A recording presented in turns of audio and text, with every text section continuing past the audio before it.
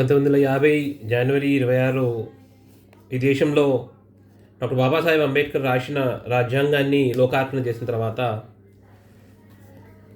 సుమారుగా ఒక 3-4 సంవత్సరాల వరకు రాజ్యసభలో డాక్టర్ బాబాసాహెబ్ అంబేద్కర్ వివిధ విషయాల మీద చాలా క్లుప్తంగా ప్రజాహితం మీద, దేశహితం మీద మాట్లాడుతూ వారి ఒక ఉపన్యాసం ఇవ్వడం జరిగింది.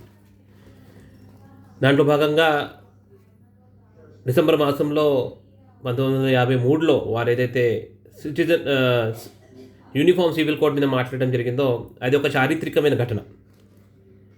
Doctor Babasaheb Ambedkar uniform civil code మీద మాట్లాడిన తర్వాత చాలామంది కాంగ్రెస్ నాయకులు ముస్లిం బుజ్జగింపు చర్యలో భాగంగా దాన్ని అడ్డుకోవడం జరిగింది.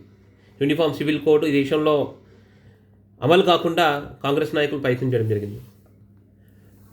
దానివల్ల ఈ దేశంలో ఏదైతే భారతీయ శిక్షణ సంస్కృతి ఉందో కేవలము కొన్ని అంశాలకు మాత్రమే పరిమితం అయిపోయింది. ఉదాహరణకి ముస్లిం సమాజం తీసుకున్నట్టయితే ముస్లిం సమాజము క్రిమినల్ లాకు వచ్చేసరికి సహజంగానే భారతీయ శిక్షణ సంస్కృతి ఆధారంగా నడుస్తుంటుంది.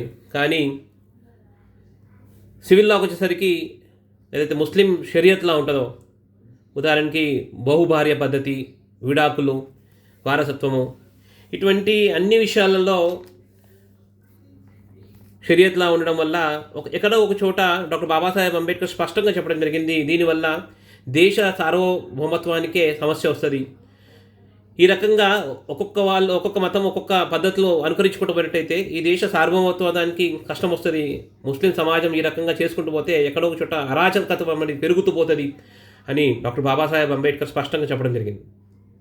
దాన్ని దృష్టిలో పెట్టుకొని ప్రీతం ప్రధాని నరేంద్ర మోడీ గారు ఈ దేశంకి యూనిఫామ్ సివిల్ కోడ్ ఎంత అవసరమో అని ప్రస్తావించు రాబోయే రోజుల్లో యూనిఫామ్ సివిల్ కోడ్ ఈ దేశాన్ని ఖచ్చితంగా అమలు చేస్తాము అని చెప్పడం జరిగింది.